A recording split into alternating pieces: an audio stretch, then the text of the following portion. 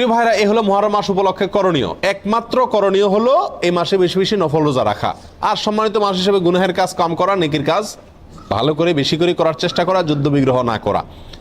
এই মাসের একটা বিশেষ দিন আছে আশুরা, যেটা মুহররমের 10 তারিখে হয়ে থাকে। এই আশুরা উপলক্ষে আমাদের বেশ কিছু করণীয় আছে, আবার কিছু বর্জনীয় আছে।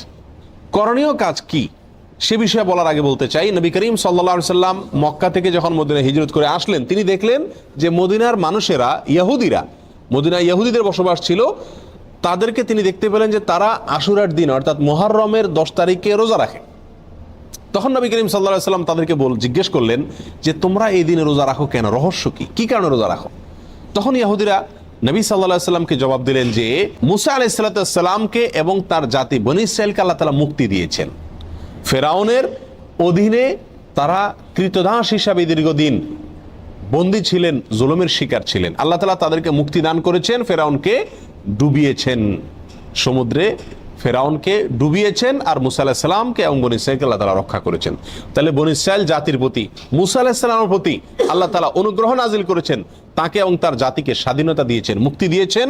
আর সেই জন্য আমরা তার উম্মত হিসাবে শুকরিয়া আদায় করে এই দিন রোজা রাখি।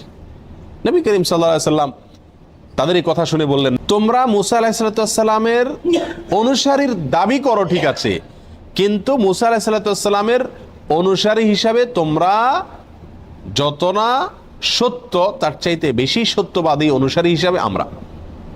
অতএব মুসা আলাইহিস সালামের প্রতি আল্লাহর অনুগ্রহ নাজিল হয়েছে এই দিনে, সেই উপলক্ষে তোমরা যদি শুকরিয়া আদায় করে আল্লাহর কাছে রোজা রাখো, তাহলে আমাদের রোজা রাখার অধিকার আরো বেশি। এই নবী সাল্লাল্লাহু আলাইহি সাল্লাম তখন সাহাবা একরামকে বললেন যে তোমরাও কি করবে, আশুরার দিনে রোজা রাখবে, তবে ইহুদিদের সঙ্গে ব্যতিক্রম করবে। ইহুদিদের সঙ্গে কি করবে? ব্যতিক্রম করবে। আর ব্যতিক্রমটা হলো এই যে তারা একটি রোজা রাখে, আমরা দুইটা রাখবো। তারা রাখে শুধু আশুরার দিনে, আমরা রাখবো তার সাথে আরেকটা রোজা যোগ করে।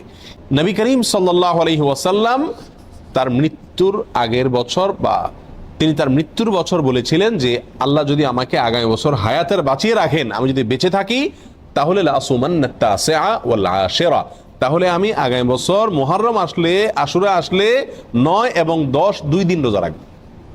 এই হাদিস থেকে বোঝা গেল নবী সাল্লাল্লাহু আলাইহি সাল্লামের আকাঙ্ক্ষা ছিল